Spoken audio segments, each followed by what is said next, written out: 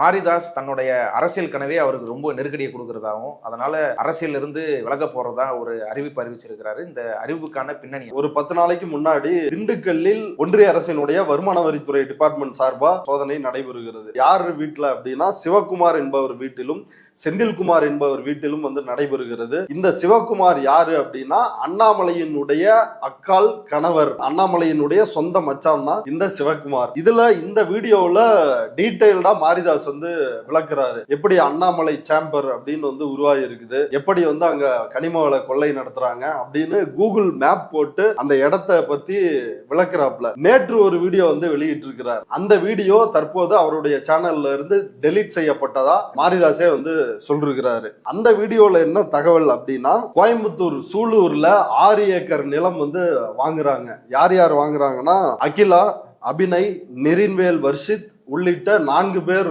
கொண்ட ஒரு கூட்டணி. அதுக்கான பத்திரங்கள்லாம் நம்மள்ட்டே இருக்குது, அந்த ஆதாரம். இந்த அகிலா யாரு அப்படின்னா அண்ணாமலையினுடைய மனைவி. அந்த நிலத்தினுடைய மதிப்பு கிட்டத்தட்ட 100 கோடி இருக்கும் அப்படின்னு சொல்றாங்க. ஆனா மாரிதாஸ் என்ன சொல்றாருன்னா, அது 70 கோடி ரூபாய் மதிப்புள்ள 6 ஏக்கர் நிலம் அப்படின்றாரு.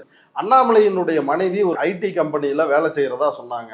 ஐடி கம்பெனியில வேலை செய்கின்ற அண்ணாமலையினுடைய மனைவி அகிலாவிற்கு எப்படி இவ்வளவு பெரிய சொத்து வந்துச்சு? ஒரு பங்குனாலும் 30 கோடி ரூபாய் கிட்ட வரணும்ல. ஆமா, அப்ப எப்படி 30 கோடி ரூபாய்க்கு வாங்கினாங்க? அப்ப இதில் ஏதோ கோல்மால் நடந்திருக்கிறது அப்படின்ற ரீதியில மாரிதாஸ் வீடியோ வெளியிடுறாரு. ஒரு பாஜகவினுடைய மாநில தலைவர் அப்படின்ற ஒரு அடையாளத்தை பயன்படுத்தியும் பல்வேறு வகையில் அண்ணாமலை சொத்து சேர்த்திருக்கிறார் அப்படின்றத மறைமுகமாக மாரிதாஸ் சொல்றாரு.